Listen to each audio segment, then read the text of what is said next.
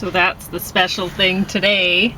I'm also having a salad, and James is having a fruit salad with some sushi. We're going to be talking about the Strangers, Chapter 2. And in the sushi today, pomegranate arils, and hot pepper, and some cilantro, and red onion in the center. And I'll talk about the rest of the recipe in a moment. It's a pretty good one. It's going to be hot. But James has a sweet salad, and this kind is the one from before. That's just, that one's the only hot one. So you get to try one and see if you like it, and if you do, there's more. So, and plus you have the smoothie that's sweet, so that'll take the heat down if you have a problem with the heat. And my water will not help me with the heat, because if you have heat, then you can add sweet, or you can add milk. The basic stuff from dairy. Anyway, so I was going to talk about pomegranate arils. They don't have the thing on here, but they're not really keto. They're quite high in carbs. But the thing is, if you just have a few of them, it's not going to put your daily carb thing up too much, really. If you have this much, like I put on James's salad, well, that would kick me out of ketosis, probably. So, definitely the salad would. Because it has apples and mangoes and oranges. So, yeah. And plus, he has creamy poppyseed dressing. So, my dressing is Helluva good dill dip. That's actually what it's called. Yeah, that's what it's called. So I don't think I could be censored for saying that, because that's the product's name. But anyway, the sushi of today. So what I did was, before we went out for our hike, I soaked some pumpkin seed, raw hulled pumpkin seeds in water in a jar. And then when we came back from the walk, I drained the water out and I ground it up in the food processor. The pumpkin seeds. The water just got drained away. And then I added, what did I add first to it? Oh, I added about, do you remember the little jars I made of sauerkraut? Well, I added about, well, it was actually Firefly kimchi, but it really just tastes like a nice garlicky sauerkraut. It's really good. So anyway, I added about half of a jar of that to the pumpkin seeds. And then that still wasn't, I thought, well, I might be able to get away with it without it falling out of the thing.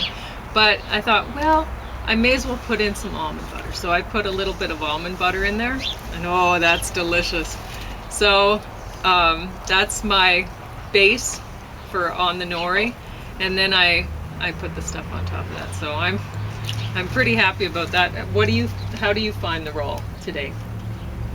On the sushi. Yeah.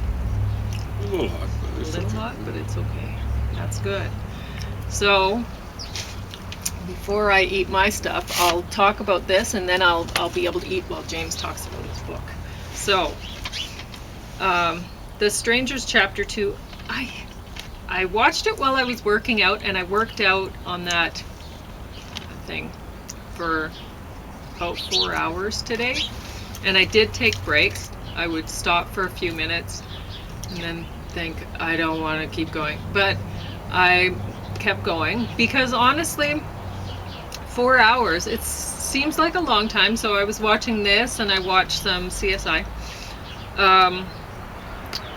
But really, we hike way longer than 4 hours when we go into the mountains. A lot of the time, it's our hikes are longer than that. So we've gone 10, 11, and that's not unusual. I don't think quite got up to. No, did one. I think it would have been close to 10 hours. So 24 kilometers doing 4, minimum. not really unreasonable.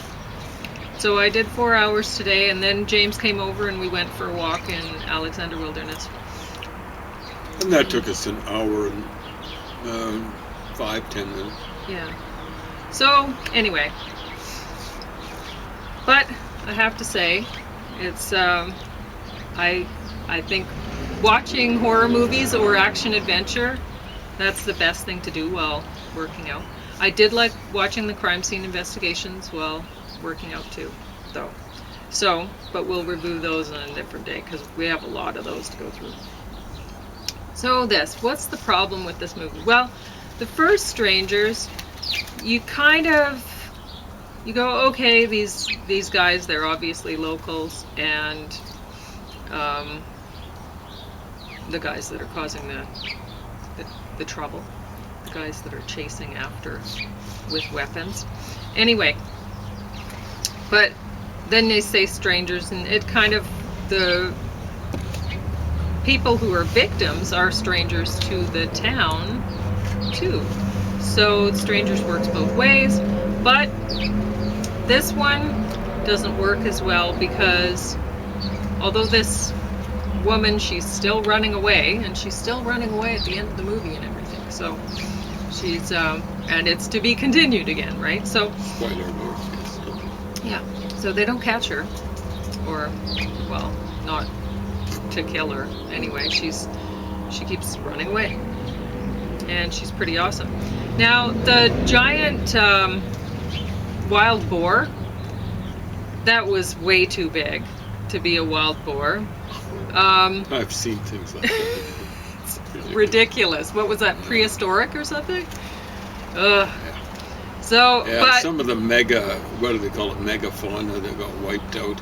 It's amazing how big some of the things, we think of the mammoths and the mastodons, but there were some things like I'm not sure about, like big elk and stuff like that. We wouldn't be able to imagine. And well, some people say that some of the really big critters were still here in the Americas. Well, it could Some be. people say that they It were. could be. They say that the mammoths got wiped out in like Siberia 10,000 years ago, but apparently some of them survived on a place called Wrangel Island. WR is how it starts. Up until I'm not talking about dinosaurs, but I'm talking about like. I'm not talking about Okay. dinosaurs. I'm talking about mammoths. Okay. Yeah, I know. Okay. All right. Maybe. I just wanted to clarify for them that I'm not talking about, dinosaurs roamed right before the white man came to America or whatever. You hear all sorts of stuff on the internet. After they came, who knows? We try but to no, that's not what I'm give saying. you something that approximates to the truth. And I think it was certain types of mammoths made it, I think it was Wrangel Island, up in the Arctic Ocean, just off the coast of Siberia, until maybe 1500 BC, they were saying, 2000 BC. Now I know what wiped those poor things out, and it was another disaster. So it was a disaster that happened 10,000 BC, but that's for another time. I'll walk you guys through that. You people that think you're scientists and stuff like that, say, well, the last big disaster that hit the world was 65 million years ago. You're living in La La Land.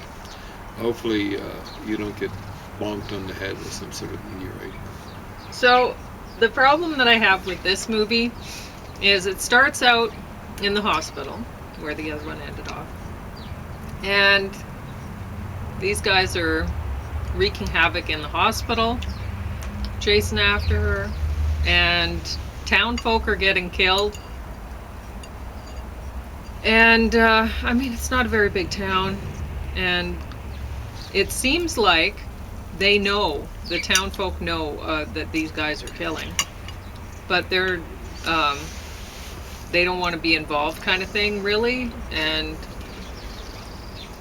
But if the town folk are getting killed, there wouldn't be a town.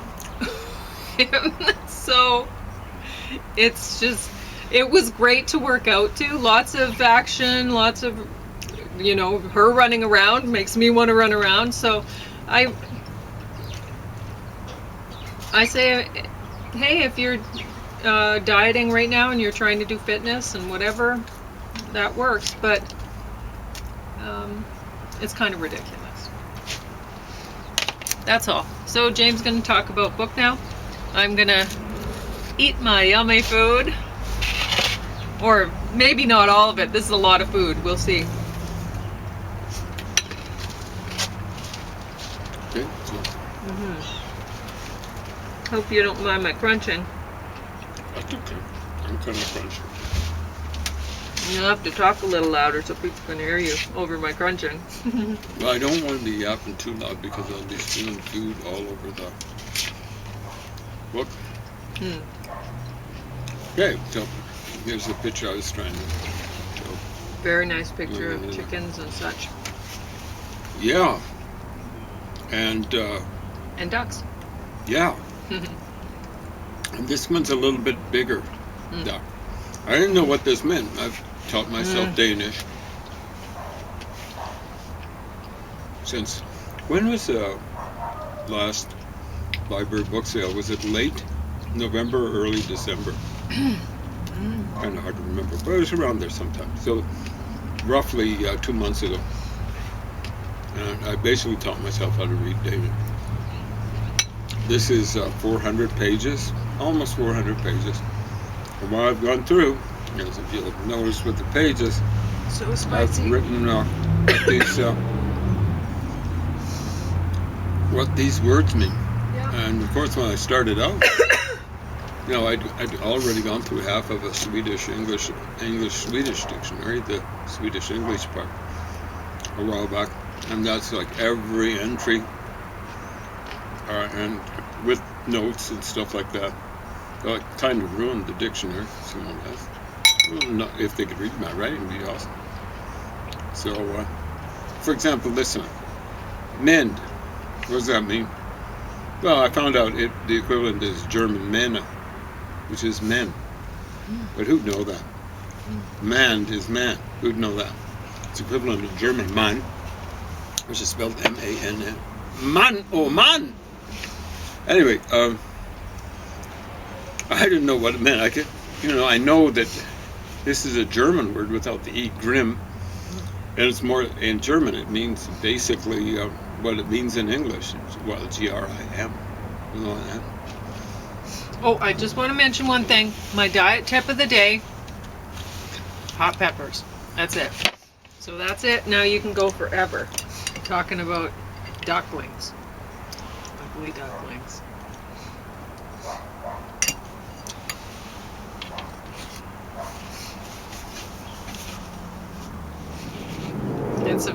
The illustrations are very beautiful in that.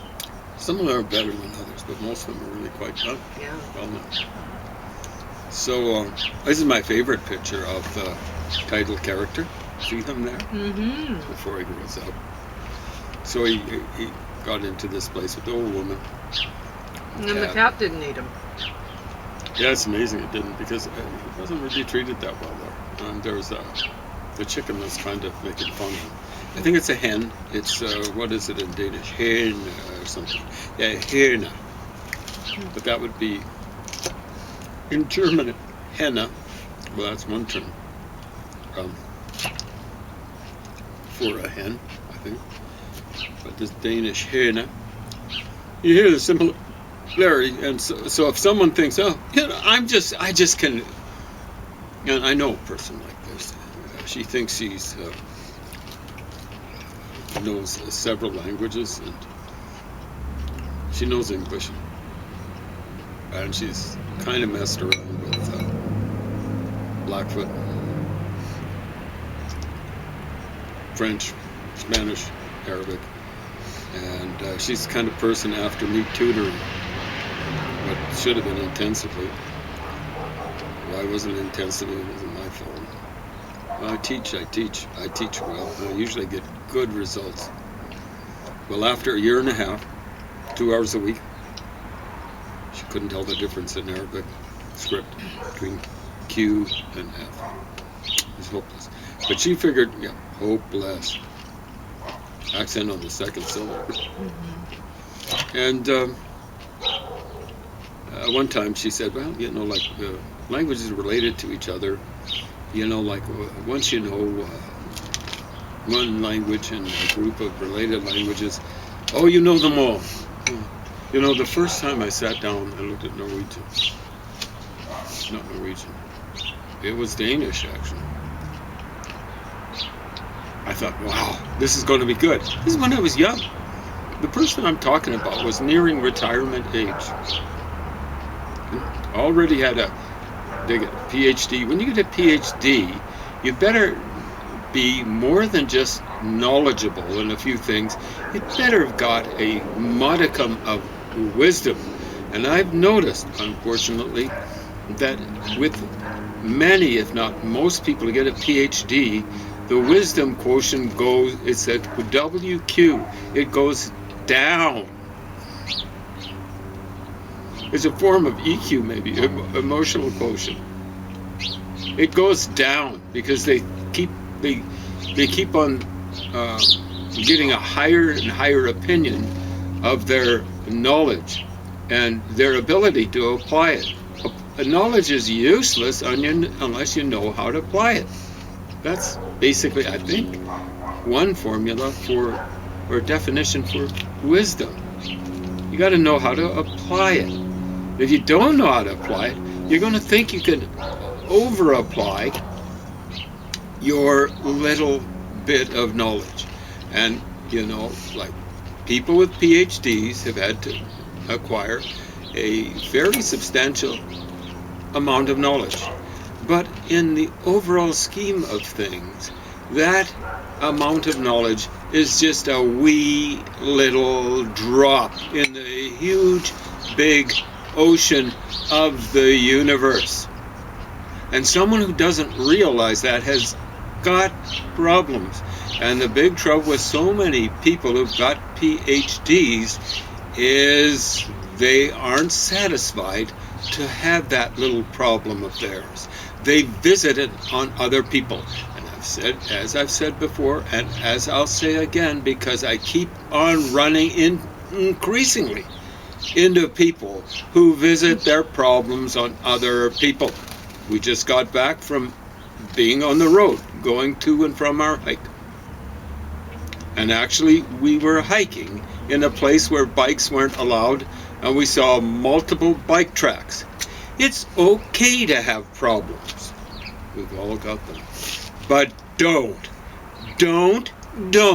sorry for repeating myself, revisit them on other people. Okay? So back to the subject at hand. So there's, where was I? So the title. Den grimme elen. I didn't know what ailing meant. I had an idea what grimme. Den would be some sort of form of the article, and definite article, probably. Given what we've got in English, it would be cognate with the. Cognate with the German der, and they have 3 definite articles. And then other forms, you know, like those forms are basically for the objective case. die, der, and das. There are 3 forms of the, and that's just for the objective case. Okay? The equivalent really of the. got me sniffling. It's very annoying. But at any rate, grimme, and then ailing. What the hey is that? Now, finally, I figured out that from the story, because I'll show you this last picture. This is the picture where he's looking kind of miserable. You know, as the Germans would say, elend, miserable. Or, well, elend is actually misery. So, here we go. He finally grew up, and he found out who looked like him. He said, you know, like, he was saying thinking to himself, these critters, he was bowing his head down. They should just kill me now, because I've been mistreated so badly. And I kind of deserve it because they're so lovely. When he's bending his head down, he sees himself in the water, and he realizes he's the ugly duckling. So Grima means probably other things too in Danish, but in this context it means ugly. It probably means nasty too, kind of like the way it means in English. Well, in German it's more like nasty, Grimm. In English, grim, well, it's more like, well, a bad situation, grim situation, or whatever. An ailing duckling. It's not cold out here. Okay. I'm just really sniffly from the heat. Okay. Can I continue? Yeah. Okay. Ailing is ailing. What is the? Yeah. So it's probably come. How much time do we have? 7. Okay. I would say probably, but I'm guessing it's related to the German Ente, E-N-T-E. Yeah, how do they get ailing out of it? Well, in English, we've got a little word ending, and maybe I use little by almost by design. So it's what's called by a linguist a diminutive. And we find it actually in duckling. It's a duck, a little duck. L-I-N-G. And I'm guessing that they're using it in Danish too, L-I-N-G. Now in German, they have maybe 2 different forms of it. One in High German is L-E-I-N. Hopefully you can hear the similarity between ling and line. So where would they use it? Line.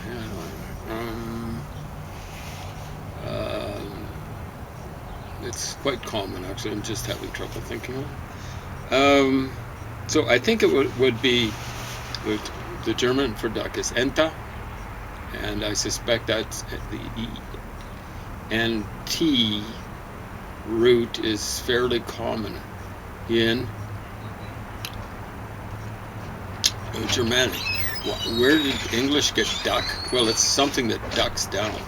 In German, it's, I think, tauch. It means to duck or to dive. Okay? Now, German has its own version of dive. It's tauchen, I think. But also tauch could mean to dive. I think it means to dive down, but also to dive up. Check it out. I haven't checked that out specifically. I'm just going with what I have guessed. Okay, so I think the Danish went with the root, something like ENT, and then they put a ling on the end, entling, and then they dropped the they geminated. Now, ordinarily, when you geminate, it's you're pairing up 2 things, but here it's pairing up an NT, I think, with an L. So gemination means twinning, yes, and stuff like that. Anyway, it's the ugly duckling, and it's a wonderful story, and it has a happy ending. It's a sad story up until the end. It's sadder generally than what is told, because this creature, poor creature that thinks it's a duck, is thinking it's so ugly and it's been treated so poorly that these lovely things just might as well kill these other 2 swans and stuff like that. So it ends up being a happy ending. Now I'm going to talk about happy endings. Fairy tale endings, as they're known oftentimes. Yeah, my wife knows this story. So it's about I think she says the fir tree. Now, yeah, I think they've got a different word in Danish for fir. I don't know what gran means specifically. Gran træet would mean maybe fir trees, might be another word. one has to get used to the idea that there are multiple words for the same thing in any particular language. That's always a possibility.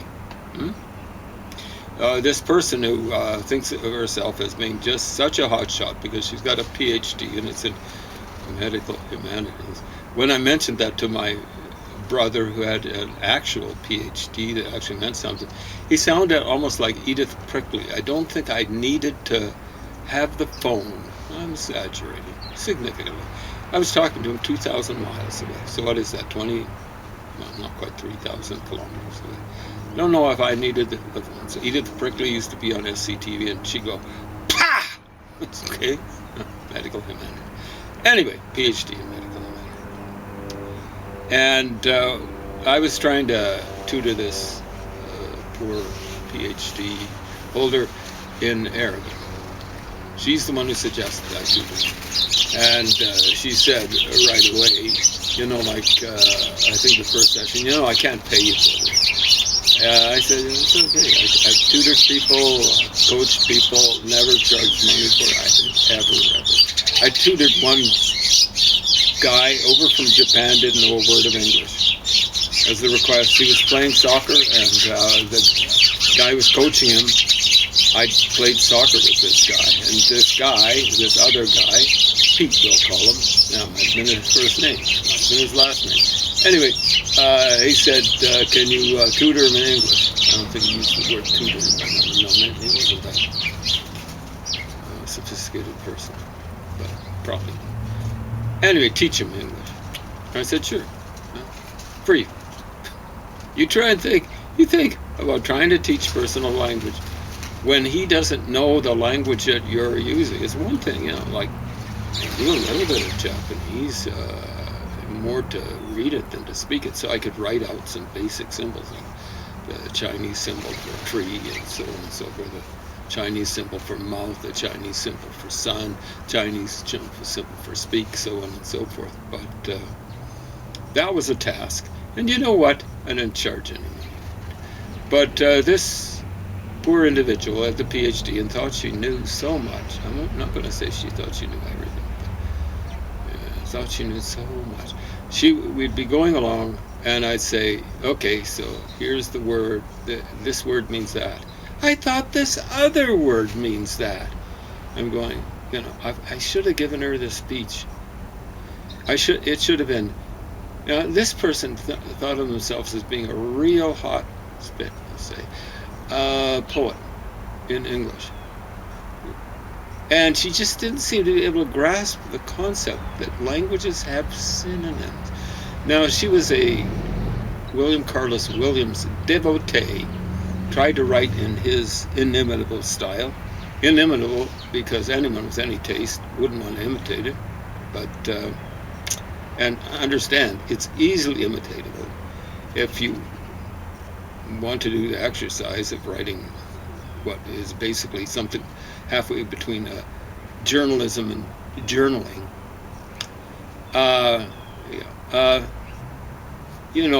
With these folks, it's like, well, just use those simple words and don't worry about these other things.